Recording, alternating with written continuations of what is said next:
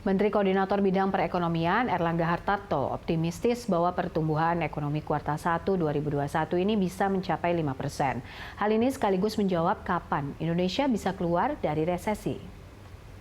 Erlangga menyebut pertumbuhan perekonomian di kuartal 3 tahun ini mengalami perbaikan meskipun minus 3,49%.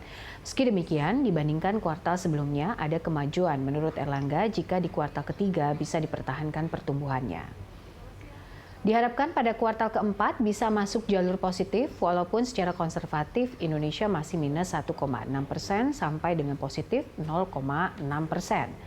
Hal itu menunjukkan bahwa apa yang dilakukan pemerintah seluruhnya sudah berada dalam jalur yang benar.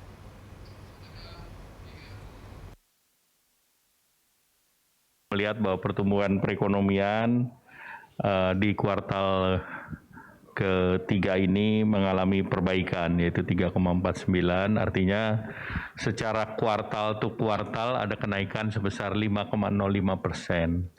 Nah, dengan demikian tentu kita melihat bahwa rock bottom sudah dicapai di kuartal kedua, dan di kuartal 3 ini kita sudah pertumbuhannya 5,05%. Jadi kalau di kuartal keempat kita bisa pertahankan pertumbuhan ini, maka tentu kita berharap pada di kuartal keempat bisa masuk jalur positif. Walaupun secara konservatif kita mengatakan minus 1,6 sampai dengan positif 0,6. Berarti apa yang dilakukan oleh pemerintah seluruhnya sudah berada dalam jalur yang benar atau on the right track. Kita ketahui bahwa kesembuhan dari COVID sudah 84%, kemudian juga tingkat kematian masih sedikit di atas nasional, di atas global, dan kita melihat bahwa baik penanganan COVID maupun pemulihan ekonomi dilakukan dengan gas rem yang seimbang. Nah, tentu kita melihat bahwa ke depan di tahun 2021 tentu kita berharap bahwa pertumbuhan kita akan mencapai seperti apa yang disampaikan oleh World Bank, ADB, IDB, IMF, bahwa pertumbuhan kita diperkirakan sekitar 5%. Pemirsa, Menteri Koordinator Bidang Perekonomian Erlangga Hartarto menyebut pemulihan ekonomi Indonesia ini sudah berada di jalur yang tepat. Terlebih kontraksi pertumbuhan ekonomi di kuartal 3 lebih baik dibandingkan dengan kuartal sebelumnya. Erlangga berharap bahwa pemulihan ekonomi ini bisa berlanjut di kuartal 4 2020, bahkan bila memungkinkan pertumbuhan ekonomi kita bisa positif. Lantas, bisakah pertumbuhan ekonomi di kuartal 4 2020 ini tumbuh positif? Dan apa yang bisa menjadi pendongkrak ekonomi di kuartal 4? Langsung saja kita akan membahasnya bersama Wakil Ketua Umum Kadin Suryani Motik dan juga Ekonom Universitas Indonesia Nina Sapti Triaswati. Nanti juga akan bergabung bersama kami Sekretaris Eksekutif 1 Komite Penanganan COVID-19 dan PEN Raden Pardede. Saya sapa dulu Ibu Suryani Motik dan juga Ibu Nina. Terima kasih sudah bergabung bersama kami. Selamat sore. Apa kabar Ibu-Ibu? Alhamdulillah baik, sehat. Apa kabar Popi? Alhamdulillah baik Ibu Yani dan juga Ibu Nina. Saya mungkin ke Ibu Nina dulu. Saya ingin tahu kondisi makroekonomi kita secara whole. Kalau kita lihat di kuartal 3 kemarin kan memang masih minus begitu, tapi pertumbuhannya tidak seperti kuartal 2. Diharapkan bahwa ini bisa tumbuh positif. Tanggapan Bu Nina, dan seperti apa sebenarnya kondisi makroekonomi kita? Ya, jadi kalau kita lihat pengumuman kemarin 5 November itu bagus sekali ya, sudah ada track ke arah negatif yang lebih kecil gitu ya. Jadi minus 3,49. Jadi kalau ini keep on track terus ya sampai ke kuartal 4 itu baik sekali ya, bisa ke arah, katakanlah saya tidak beroptimis sekali bahwa itu akan positif, bisa 0 aja udah bagus gitu ya. Tapi yang paling penting adalah bagaimana menjaga momentum. Karena kalau kita lihat indikator satunya itu adalah pengangguran. Ya, tingkat pengangguran naik juga tidak terlalu besar, 7,07 ya. Dari sisi makro biasanya kita lihat ada pertumbuhan dan ada pengangguran. Nah, dari konteks itu kita lihat tidak seburuk yang dibayangkan ya. Tingkat penganggurannya itu tadinya kita membayangkan angka 9 misalnya dikisarkan itu, sekarang 7 itu sudah baik sekali. Cuman yang menjadi problem perkotaannya masih di kisaran 8 ya.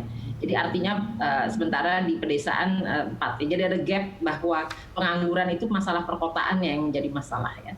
Nah, jadi kalau saya lihat dari indikator makro, perbaikannya ada, tetapi momentum bagaimana menciptakan lapangan kerja yang baik begitu ya kepada pertumbuhan ekonomi yang negatif ya. Jadi mau tidak mau ini ada gap antara kota dan desa, tapi perkotaan lebih buruk daripada pedesaan, berarti bantuan di kota itu yang harus lebih efektif gitu kan. Dan kemiskinan juga di perkotaan kesenjangannya cukup besar ya. Jadi kita akan lihat daerah-daerah terutama yang terkena dampak COVID yang katakanlah imbasnya itu besar sehingga perekonomian perkotaan tidak berjalan dengan baik, maka kita harus lihat bantuan-bantuan apa dari sisi UMKM yang bisa mendorong supaya tidak ada gap yang terlalu besar ya di perkotaan bagi yang tidak bekerja dan yang dirumahkan gitu kan. Ini yang harus dibantu ya pada sisi itu. Nah, sementara kalau dari sisi industri kita lihat ada perbaikan juga kalau dari sisi pertumbuhannya. Itu kesehatan yang tumbuhnya pesat gitu ya, dan data ekspor juga kelihatan ada pertumbuhan membaik. Tentu pengeluaran pemerintah adalah pendongkraknya ya. Jadi di sini alokasi dana pemerintah harusnya bisa tepat sekali ke sektor-sektor yang bisa tumbuh pesat. Memang masih positif di daerah informasi gitu yang jelas karena permintaan terhadap data itu tinggi begitu kan. Tapi kita juga harus lihat yang menjadi kantong-kantong kemiskinan itu ada di sektor perdagangan sebenarnya kalau di perkotaan ya. Jadi harus lihat area pertumbuhan di area itu. Sementara kita tahu pariwisata belum akan bergerak pesat ya pada semester ini. Karena toh ini masih tahap pemulihan COVID ya, jadi orang masih akan susah untuk masuk ke perdagangan, hotel, restoran, pariwisata. Padahal itulah yang menjadi tumpuan perkotaan biasanya. Jadi kita lihat ya pertumbuhan itu membaik, hanya arahnya yang harus lebih tegas gitu ya. Ke daerah UMKM, perkotaan ya yang akan terkena dampak, yang sudah terlihat data dampaknya itu besar. Oke, baik. Bu Yani, menurut Anda sendiri apa yang sudah dilakukan pemerintah sampai saat ini, apakah cukup bisa kita apresiasi ataukah arah kebijakan pemerintah saat ini sudah tepat? Terima kasih. Saya ingin tadi saya kira Bu Nina bagus sekali sudah menjelaskan memang kalau misalnya ditanya apakah akan positif begitu, bagus-bagus saja sih kalau pemerintah yakin positif gitu, karena ini kan akan menumbuhkan sentimen positif juga buat pengusaha, walaupun lagi-lagi saya nggak begitu yakin sih, karena memang kemarin kan kita negatif persoalannya karena COVID. Selama COVID-nya belum bisa ditangani dengan baik, selama itu pula kelihatannya agak sulit untuk mencapai positif. Namun saya sepakat bahwa ini perbaikannya sudah bagus, dan program-program yang dilakukan oleh pemerintah banyak yang sudah baik, tapi banyak juga yang saya kira perlu direvisi. Apa yang perlu direvisi menurut catatan Anda, Bu, sebagai mungkin pelaku usaha? Kalau kita lihat kan dari kacamata pelaku usaha ini. Ya, betul. Dari program-program yang kemarin ada, anggaran yang sekian besar, coba bisa dilihat saja mana yang sudah di-disburse, sudah digunakan, begitu. Mana juga yang sulit untuk digunakan. Misalnya jaminan ke perbankan. Nah, itu dengan sistem two-tiers kan agak sulit digunakan untuk bank pelaksana. Mungkin dari bank penyangga ke bank pelaksana. Nah, mungkin itu perlu diperbaiki sehingga bank juga mau. Kemudian jaminan juga misalnya untuk kredit ke UMKM gitu. Nah, kalau selama penjaminnya masih enggan untuk menjaminkan dan banknya sendiri masih takut karena misalnya mereka berpikir ini masih COVID, resikonya masih tinggi, kan nggak jalan juga. Nah, kalau dilihat dana yang ditempatkan di bank ini tidak termanfaatkan dengan baik dibandingkan dana yang lainnya. Kemudian ini kan mau menaikkan daya beli. Kita tahu bahwa pertumbuhan kita sumbangan terbesarnya adalah dari belanja rumah tangga. Nah, kalau belanja rumah tangga misalnya mereka yang dapat gaji 4 juta atau 5 juta ke bawah lah katakanlah, mereka itu kena PHK.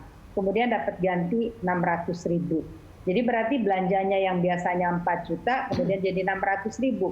Nah, mungkin sudah waktunya juga mesti dievaluasi apakah jumlahnya diperbanyak begitu, karena kenyataannya ini yang dapat gaji 4 juta itu jumlahnya lebih sedikit, dan yang tidak tercatat, yang tidak ikut, ini kan yang ikut BPJHT.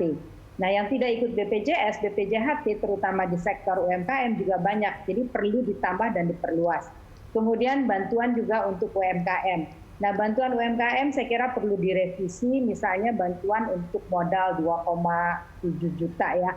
Nah, itu ada persyaratan tidak boleh hutang. Nah, sementara bagi UMKM hutang kredit motor itu bagian dari produksinya mereka atau bagian dari bisnisnya mereka. Ini juga mungkin perlu dievaluasi dan diperbanyak karena nyatanya ini kan kita mau menampung orang sekian banyak yang pengangguran gitu, orang yang tidak bekerja sehingga punya daya beli untuk meningkatkan ekonomi. Di sektor industri betul sekali bahwa tadi saya juga bikin training ke beberapa teman-teman pengusaha, kita ngobrol juga. Memang figurnya jauh lebih bagus sekarang dibanding puncaknya kita buruk tuh di bulan Juni ya. Sales biar sekalipun rumah sakit di bulan Juni itu sampai di rata-rata saya pikir di bawah 30%. Kemudian kalau dilihat misalnya di bandara juga sekarang masih 30%. Mamin, makanan minuman juga masih, tapi ada kecenderungan naik. Setelah Juli mungkin masyarakat akhirnya sudah terbiasa, ada confidence gitu. Nah itu naik. Dan yang paling penting memang kalau Pak Raden ini selalu bicara di kalangan menengah atas tabungannya tinggi gitu. Nah ini juga yang harus didorong gitu. Bagaimana mendorong di satu sisi ada kebutuhan di kalangan menengah bawah ini untuk spending, di kalangan atas tidak mau spending. Nah ekonomi itu akan bergerak, akan bagus kalau dua-duanya bisa spending. Jadi bisa dibuat sedemikian rupa yang bawah punya daya beli lewat bantuan. Misalnya diperbanyak lagi yang mendapatkan 600.000, bukan hanya yang ikut BPJHT, kemudian datanya diperbaiki, yang 2,7 juga betul diperbaiki, bukan hanya yang tidak berutang, dan juga yang diperbanyak lagi gitu. Saya kalau memang datanya tadi Bu Nina banyak di perkotaan, mungkin memang kita merasa sih kalau saya ke daerah, kadang-kala sampai misalnya supir bilang, Bu, COVID tuh ada nggak sih gitu, karena mereka tidak merasakan. Gitu. Jadi kayaknya nggak percaya gitu kalau mereka pulang kampung. Saya bilang kamu nggak tahu misalnya ada ipar saya yang meninggal karena COVID dan sebagainya.